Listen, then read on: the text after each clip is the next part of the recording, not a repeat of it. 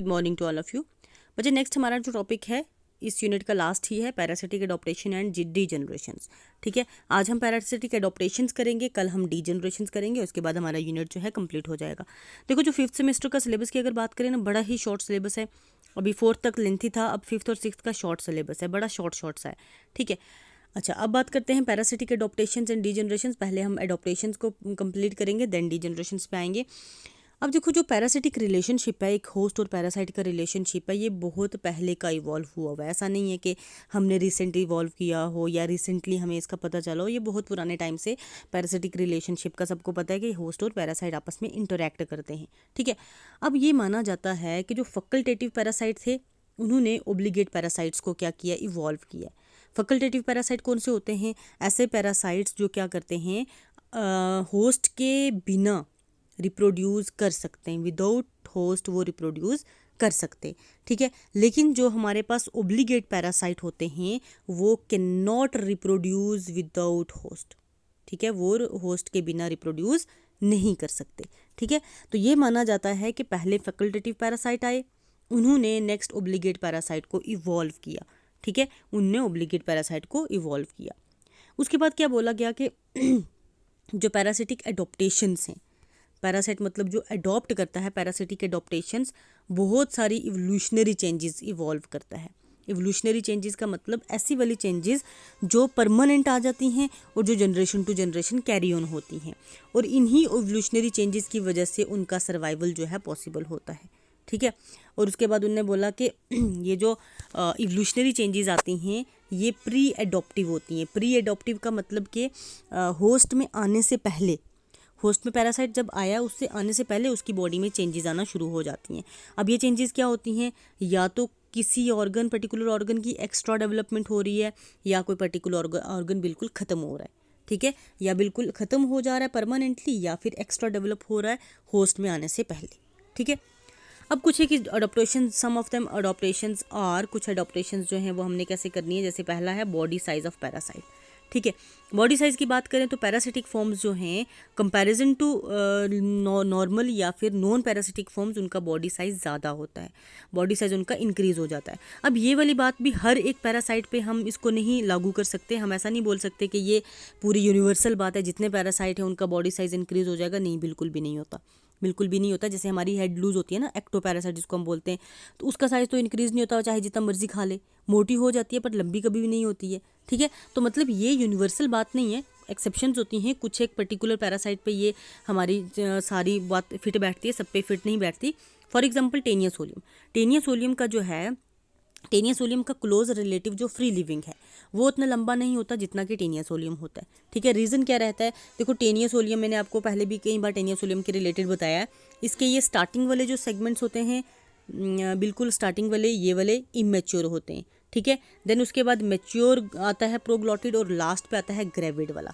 ठीक है, अब इसका नंबर इंक्रीज होगा तो ऑटोमेटिकली ग्रेविड वाले डिटैच होते जाएंगे, बॉडी से बाहर निकलते जाएंगे, और इसकी डिटैचमेंट पे ही डिपेंड करती है इसकी रिप्रोडक्टिव कैपेसिटी। जितने ज़्यादा ग्रेविड प्रोग्लॉटिड्स निकलेंगे उतनी इसकी ज़्यादा लाइफ साइकिल या उतनी जनरेशन ज़्यादा कैरी ऑन होंगी। ठीक है, तो अपनी जनरेशन को कैरी ऑन करने के लिए इसका जो है साइज़ इंक्रीज़ हो जाता है। और ये जो टेनिया सोलियम है बिल्कुल नेक्ड आई से विजिबल होता है। इसका स्पेसिमिन है कॉलेज में, जब लग गया ऑफलाइन कॉलेज तो आपको बता दूंगी। ठीक है, इसका स्पेसिमिन हमारे पास अवेलेबल है। ठीक है, देन उसके बाद सेकंड है हमारे पास better development and new additions. ठीक है, बेटर डेवलपमेंट मतलब फ्री लिविंग के कंपैरिजन बेटर डेवलपमेंट होती है और नई नई एडिशंस होती हैं। ठीक है, अब इसमें बेटर डेवलपमेंट पर्टिकुलरली किसको लेके है, जेनाइटल ऑर्गन्स को। ठीक है, जेनिटेलिया को लेके, रिप्रोडक्टिव ऑर्गन्स को लेके मैक्सिमम जो है इनमें बेटर डेवलपमेंट होती है, क्योंकि इनका मेन मोटिव होता है अपनी जनरेशन को कैरी ऑन कराना। ठीक है, तो ये क्या करते हैं, बॉडी में मैक्सिमम कैविटी, बॉडी कैविटी कौन ऑक्युपाई कर लेता है, genital organs, testis and ovaries. ठीक है, उसके बाद जिसकी वजह से लार्ज नंबर ऑफ एग्स जो हैं प्रोड्यूस होते हैं। ठीक है, और सेल्फ फर्टिलाइजेशन को प्रेफर करते हैं over cross fertilisation. Cross fertilisation के लिए इनको 2 इंडिविजुअल चाहिए होते हैं, 2 इंडिविजुअल हो पाना कभी कभार नहीं होता, पॉसिबल नहीं होता, तो इस वजह से इन्होंने सेल्फ फर्टिलाइजेशन को ज़्यादा प्रेफरेंस दी कंपैरिजन टू क्रॉस फर्टिलाइजेशन। ठीक है, उसके बाद addition of new segments in tape form. ठीक है, ये हो गया। देन उसके बाद नेक्स्ट है हमारे पास third, development of special organs, कि स्पेशल ऑर्गन्स की क्या करी जाती है, डेवलपमेंट की जाती है, जैसे कि सक्कर्स। अब सक्कर्स की बात करें तो शक्कर भी सब में नहीं प्रेजेंट होते, पर्टिकुलरली प्लैटीहेल्मिन्थ्स में, या फिस्टुला हेपेटिका की बात करें जिसको कॉमनली लिवर फ्लूक बोला जाता है, उसमें शक्कर्स प्रेजेंट होते हैं। शक्कर जो है स्पेशल ऑर्गन है, काम क्या होता है, एक तो अटैचमेंट कराते हैं, उसके बाद क्या कराते हैं, पैरासाइट की फर्दर डेवलपमेंट कराते हैं। पैरासाइट उससे सक करता है फ्लूइड और अपनी डेवलपमेंट करता है। और जो नंबर ऑफ सक्कर्स वेरी करते हैं, किसी में एक किसी में दो, ये नंबर ऑफ सक्कर्स वेरी कर सकते हैं, और इनका काम अटैचमेंट और सकिंग ऑफ होस्ट फ्लूइड होता है। ठीक है, उसके बाद नेक्स्ट आ गया हमारे पास हुक्स। हुक्स की बात करें, हुक्स पर्टिकुलरली हमारे पास टेप फॉर्म में देखने को मिलते हैं, स्कॉलेक्स उसके हेड वाले रीजन में होती हैं। ठीक है, पॉइंटेड टाइप की हुक्स होती हैं, और ये रोज़ में होती हैं। रोज़ का मतलब क्या हो गया, एक रो में दूसरी रो में, इस तरह से रोज़ में प्रेजेंट होती हैं। रिट्रैक्टाइल मूवमेंट शो करती हैं, मतलब ये फॉरवर्ड मूव हो जाती हैं, बैकवर्ड भी मूव, फॉरवर्ड और बैकवर्ड इनकी मूवमेंट होती है, क्योंकि इन्हें अटैचमेंट करनी होती है और फ्लूइड को सक करना होता है। ठीक है, देन उसके बाद अगर नेक्स्ट बात करें, हमारे पास आती हैं नेक्स्ट स्क्रीटरी ग्लैंड्स। अब स्क्रीटरी ग्लैंड्स हमें सब में तो देखने को नहीं मिलते, पर्टिकुलरली हमें मिलते हैं लार्वल फॉर्म्स में देखने को।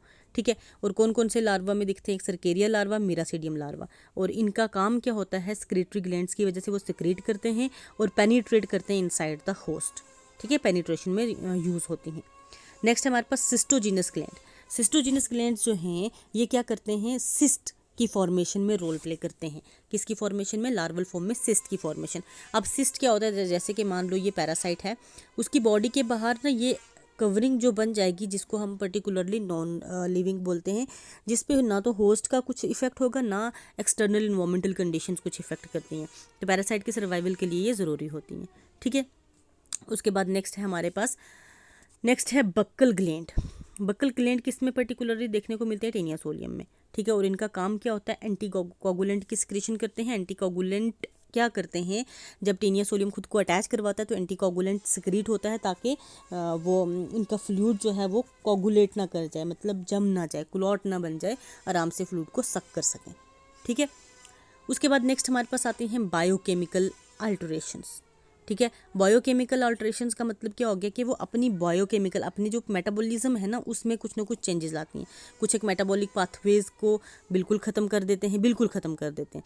और इस पर्टिकुलर प्रोसेस को, जिसमें वो मेटाबॉलिक प्रोसेसेस को ख़त्म कर देते हैं, उसको बोलते हैं स्ट्रीम लाइनिंग। ठीक है, क्या बोलेंगे, स्ट्रीम लाइनिंग। ठीक है, अब जब वो अपने प्रोसेसेस को ख़त्म कर देते हैं, पर्टिकुलर मेटाबॉलिक रिएक्शंस को ख़त्म कर देते हैं, तो फिर वो पूरा डिपेंडेंट हो जाते हैं होस्ट पे। अपने थ्रू से, अपनी वजह से अपनी बॉडी में कुछ भी सिंथेसाइज नहीं कर पाते, वो डिपेंड हो जाते हैं होस्ट पे।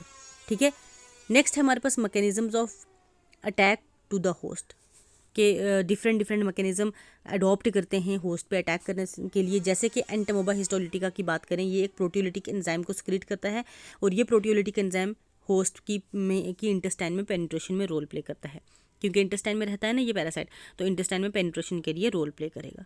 ठीक है, उसी के बाद सर्केरियल स्टेज जो है, सर्केरियल स्टेज क्या करती है, ब्लड फ्लूक की, ये क्या करती है, स्किन से पेनिट्रेट करती है। और स्किन से पेनिट्रेट करने के लिए भी इनमें पेनिट्रेशन ग्लैंड होते हैं, पेनिट्रेशन ग्लैंड की हेल्प से स्किन में डायरेक्ट ये पेनिट्रेट कर जाती है। ठीक है, नेक्स्ट है एनारोबिक रेस्पिरेशन। एनारोबिक रेस्पिरेशन में क्या है कि पैरासाइट क्या करता है, एनारोबिकली रेस्पायर करता है। एनारोबिकली का मतलब क्या हो गया, in the absence of oxygen. ठीक है, और ऑक्सीजन जो थोड़ी बहुत इनको चाहिए होती है वो फूड से एब्जॉर्ब कर लेता है, but food in the presence of oxygen respire नहीं करता, और एनर्जी ऑब्टेन करता है by the process of fermentation. और फर्मेंटेशन आपको पता है कौन सा प्रोसेस होता है, जो in the absence of oxygen run करता है। ठीक है, in the presence of oxygen जो है रेस्पिरेशन रन करता है, in the absence of oxygen जो है फर्मेंटेशन रन करता है। ठीक है, नेक्स्ट है हमारे पास secretion of anti enzymes. Secretion of anti enzymes. Anti enzymes क्यों सिक्रीट किए जाते हैं, ताकि होस्ट के डाइजेस्टिव एंजाइम से खुद को बचाया जाए। होस्ट के डाइजेस्टिव एंजाइम से खुद को बचाने के लिए सिक्रीट किए जाते हैं क्या, एंटी एंजाइम्स। ठीक है, नेक्स्ट है हमारे पास protection against host immune system. अब जिस पर्टिकुलर होस्ट में रह रहा है पैरासाइट, उसका इम्यून सिस्टम तो होगा ही होगा, और इम्यून सिस्टम पैरासाइट पे इफेक्ट कर सकता है, पैरासाइट की बॉडी पे। तो ये जो पैरासाइट होता है, डिफरेंट टाइप के डिफेंस मैकेनिज्म डेवलप कराता है अपनी बॉडी को प्रोटेक्ट करने के लिए, अपनी लाइफ साइकिल को कंटिन्यू करने के लिए डिफरेंट टाइप के मैकेनिज्म जो है वो डेवलप कराता है।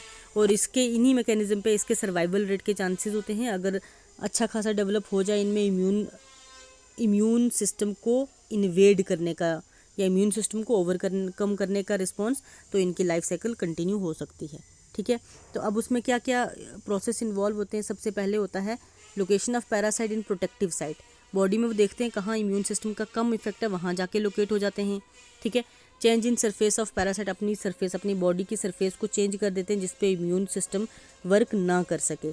ठीक है, उसके बाद क्या होता है active modification of host immune response, जो इम्यून रिस्पॉन्स है उसको मॉडिफाई कर दे रहे हैं। इम्यून मतलब होस्ट ने अगर कोई इम्यून सिस्टम के थ्रू इम्यून रिस्पॉन्स भेजा, उसको मॉडिफाई कर देना। और नेक्स्ट आता है इंक्रीज्ड रिप्रोडक्टिव कैपेसिटी। ठीक है, जो रिप्रोडक्टिव कैपेसिटी होती है, एग लेइंग की कैपेसिटी, उसको भी इंक्रीज़ किया जाता है। मिलियंस में एग ले किए जाते हैं ताकि सर्वाइवल रेट जो है इंक्रीज़ हो सके। एग जो है बॉडी से बाहर रिलीज़ हों और दूसरे होस्ट में जाके एंटर करें, जिसकी वजह से सर्वाइवल रेट इंक्रीज़ हो सके। ठीक है, तो इस तरह से ये डिफरेंट मॉडिफिकेशंस हैं जो पैरासाइट अपनी बॉडी में लाता है खुद को अडॉप्ट करने के लिए होस्ट में।